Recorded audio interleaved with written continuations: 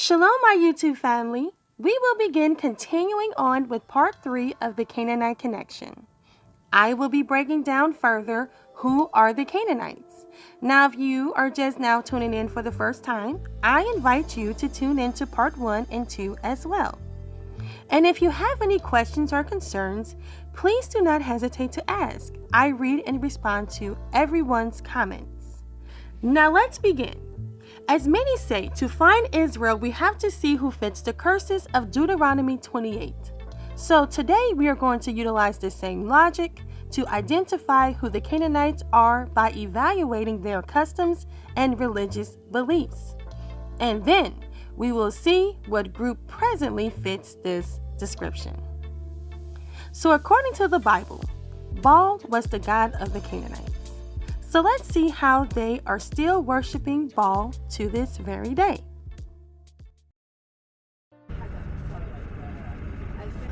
The name of Baalbek is coming from Baal. Baal was the god of the rain, the god of the thunder, and we had different attributes to the god Baal. We had Baal Hadad, means Baal of the rain. Baal Shamash, the sun. Baal Sapon, the mountain Sapon. Baal Hermon, the mountain Hermon. And in the Holy Bible, we talk about Baal Zubul, which means devil, and people who worshipped the god Baal were against the people who believed in one God, the Hebrew. So here we can say that the Semitic people of this area, they decided to build it. In the bus, we talked about the historical part of Baalbek, but now we will talk about the ritual. What did these people inside this temple? So we are concentrating the history of Baalbek during the Roman time, because it was the largest Roman temple in all the Roman Empire. So this is a Jupiter temple. The temple is divided in different parts. We have the propylaea, the hexagonal courtyard, the great courtyard, and the temple itself. In front of the propylaea, we have semicircular benches. So it was here in this area. People will wait. When the priest and the procession are ready, they will start the ceremony by the propylaea. As the name said, the entrance before the doors. And if you look to the main entrance, you can see that we have 2 towers. We have 12 granite columns, and we have a staircase partially restored to give an idea that the complex or the temple was the fortress before the restoration. So we will go up and we will start the visit from the propylaea. You can see that we have an altar, we have a tower behind, we have 2 columns, and we have 2 basins. The priest will go directly to the basin. He will purify the animal, and after the purification he will go up to the altar where the people taking picture there. And of course when he kills the animal with a sacred knife, people will start to go up the tower and down. They will participate in the sacrifice. It looks like each person is offering a sacrifice aside. The priest here is not God, he is not replacing God, he is a mortal who's putting order to the ritual. This is a typically Roman sacrifice, but if you look to the plan, you can see that you have 2 columns. The first one, it's pink, it has a pink color, represents the fire, and the second one, gray color, represents the wind. And these columns remind us Solomon Temple, built by the Canaanite people, or Phoenicians, or Canaanites or Semitic people. And we can say that in the ancient time we had the gods. The gods created the semi-gods, and the semi-gods created the giants. The giants hold Mount Libanus and they fix it here. They hold Anti-Libanus and they put it in front. So the first man who sailed was called Alphus. He discovered a small island. To honorate the gods who learned him how he can make fire, he puts a column representing the fire, which has a pink color. And another column represents wind, because he needs wind to sail. So this is Boaz and Yakin in Solomon Temple. This is the balance of the universe.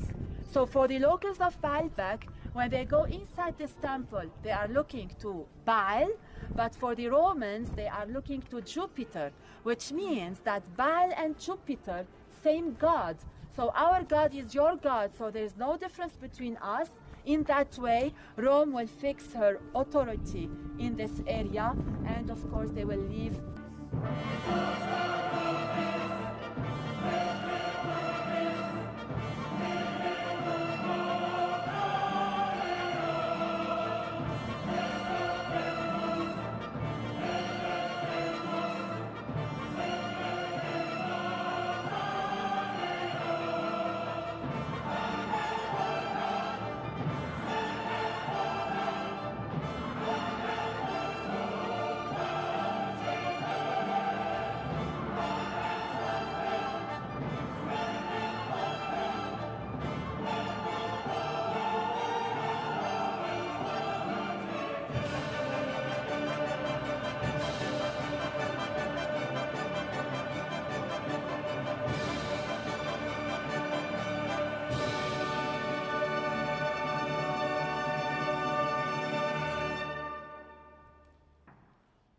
To do this, we first have to find his temples, and two of his many temples were called Baalbek and Petra.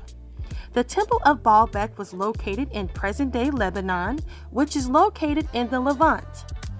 Now, the Levant is part of the Fertile Crescent and was home to some of the ancient Mediterranean trade centers, such as Ugarit, Tyre, and Sidon, which are Canaanite civilizations that the Bible speaks of, that lives on to this very day.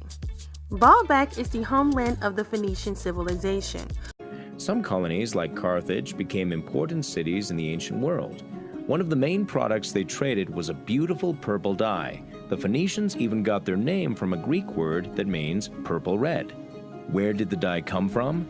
Legend says that Melquart, the god of the city of Tyre, was walking on a beach with his girlfriend when his dog started to eat a murex snail. The dog's mouth and teeth turned purple red, and the girlfriend demanded a robe of that color. Melquart gathered some snails and had his people make the first purple robe. Most writing systems in Phoenician times were based on pictures. Picture writing was slow, and the Phoenicians needed a fast way to keep track of things they bought and sold, so they developed an alphabet. They wrote on wax tablets at first, then on Egyptian papyrus. Phoenicians shared their writing system with everyone they met, which is why they are called the carriers of civilization. The Greeks and Romans adopted the Phoenician alphabet, but changed it a little. Over time, the alphabet changed more and became the one we use today. Did you know that the Phoenicians were probably the first people to use the North Star for navigation, or that they raised elephants on farms? And this is only the beginning. There are many more interesting things to learn about the Phoenician civilization. Or for those of you who don't know, that the Phoenician name is just a nickname for many of the Canaanites that meant purple people. So in other words, the Levant was home to the Canaanites. Now, the infamous temple called Baalbek, or Jupiter, which is the Roman god equivalent, is home to the Baalbek International Festival, which is a cultural event located in Lebanon. Since it originated in 1922, but probably dates further back, people from all around the world have gone to the city of Baalbek in the Bekaa Valley of Lebanon to attend this annual festival. There was actually a festival that took place last year in 2020. If you look closely, you can see the image of Baal on the back screen. Now take a good look at the crowd.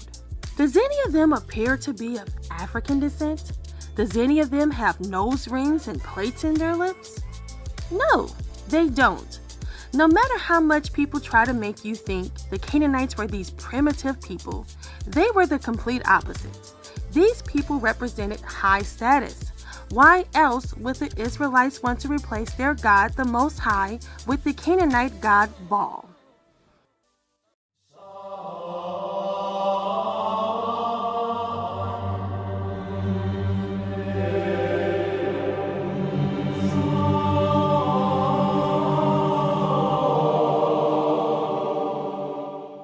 The May Queen goddess figure arises from behind the National Monument, this gorgeous monument we have in Edinburgh with giant pillars. She awakens from a slumber that she's been in right the way through winter and decides actually it's time for summer to start.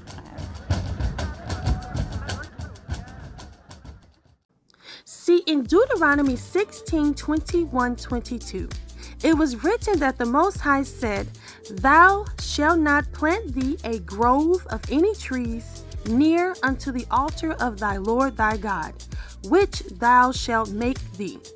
Neither shalt thou set thee up any image which the Lord thy God hated." So Deuteronomy 16:21 pretty much stated that the Most High said that thou should not plant thee a grove. So what exactly is a grove? Well, a grove is simply defined as small woods, orchard, or a group of trees. Now, a grove was considered to be a high place for worship, where people would worship and erect the Canaanite god Baal and goddess Asherah. The Canaanites did not originally worship in a temple. They worshiped outside in the woods or a forest, which was called a grove. The most famous grove today is called the Bohemian Grove, where Alex Jones exposed many of the Hollywood elite and politicians worshiping Moloch, also known as Baal. Our story begins in Northern California over 100 years ago, when locals began to spread rumors of bizarre occult rituals being conducted in the ancient redwood groves of Sonoma County. As the decades passed, it became clear these incredible stories had a basis in truth, and their source was a 2,700-acre private club known as the Bohemian Grove. In the weeks that followed, Alex streamed his footage on his website and released it as a sell-through video. Everywhere I looked, the internet was aflame with news of the daring raid. As the news spread across the planet that the Bohemian Grove had been blown wide open and that their secrets were public, the people were amazed. They were amazed to learn that many U.S. presidents and British prime ministers, German chancellors, the Hollywood elite, the heads of business and academia, Federal Reserve chairmen were traveling to the Grove each year, and that presidents had been going there since the turn of the last century in 1900. They were shocked by each new revelation of ritualistic depravity. This film is about what we've learned in the 5 years since we infiltrated the Grove.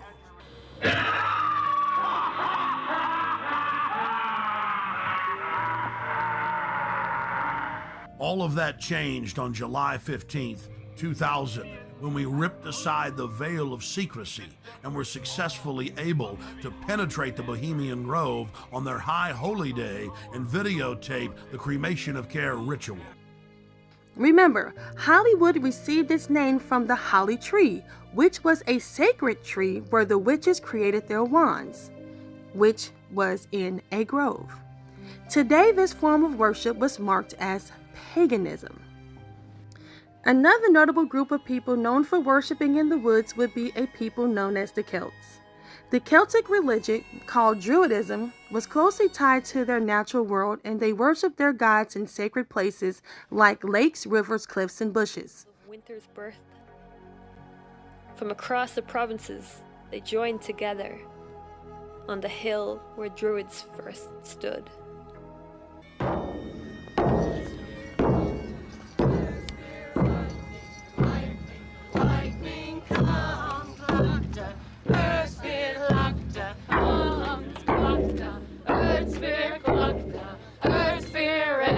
The summer Samhain comes. We listened to Nashanachi, our storyteller, who told us the tales of the sacred place we were standing upon. The stories tell us that on All Hallows Night, the priests, the augurs, and the druids came to this hill to light their sacred fires and offer sacrifices to their pagan gods. First, we honored the land we stood on, then the tribes that had gathered. We heeded the warnings given to us by Nashanachi. One should never eat the fruits of the hawthorn tree after Samhain night. For it is said that the puka, the shapeshifter, spits on on them and turns them black. 'Tis a mischievous one, that puka. The moon, the sun, and the stars were especially important. They would dance naked, frolic. Now, while many worshippers of Baal still to this day go to the forest for worship, however, the Canaanites wanted to keep their worship of Baal or Moloch a secret. So they now keep their clothes on and simply move the trees inside. Now, how is this possible? The Baal pillar, of course. As you see, with the temples of Baalbek to Petra are surrounded by pillars or groves, and this architectural design of Baalbek and Petra became the prototype for all of their buildings, even their homes and many of their most famous architectural sites, such as the Leaning Tower of Pisa or the Eiffel Tower. They are actually pillars.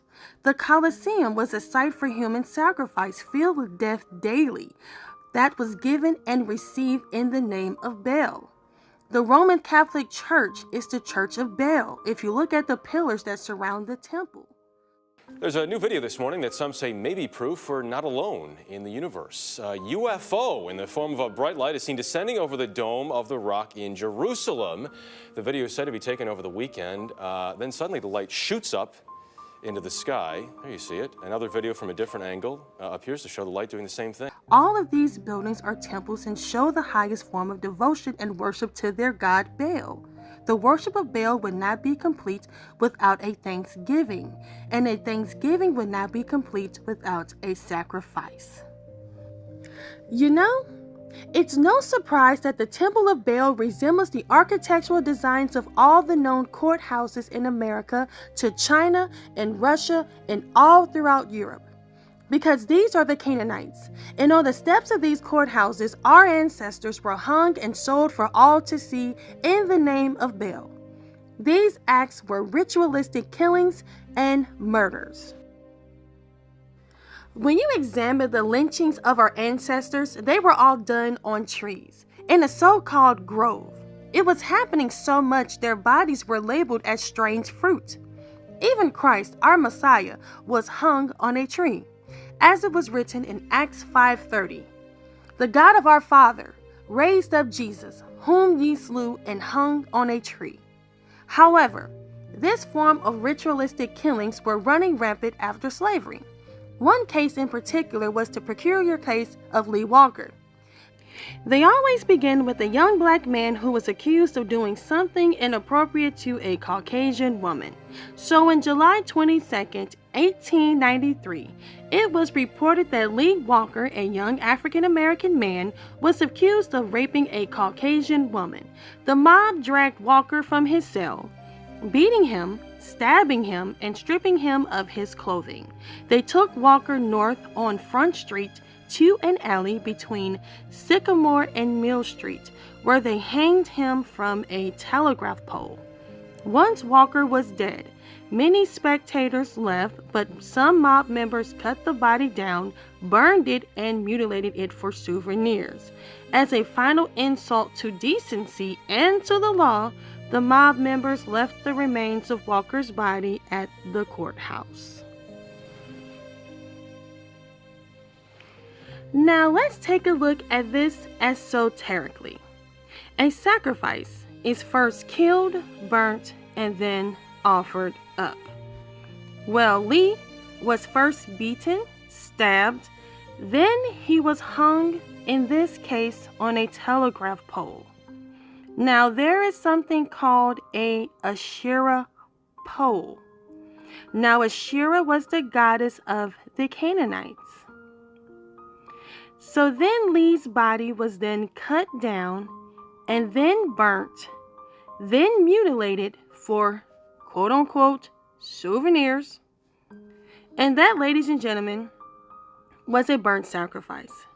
Walker's body was dragged to the courthouse or temple for this ritualistic murder to be counted as a human sacrifice to their god, Baal. And the sacrifices today continues, ladies and gentlemen, in many different ways this very day. I would like to thank those who have made it to the end of this video. Sometimes the truth is stranger than fiction. Please tune in to part 4 when we decode the Hittites. Thanks again for watching. Please comment, like, share, and subscribe. This is Neftali signing out.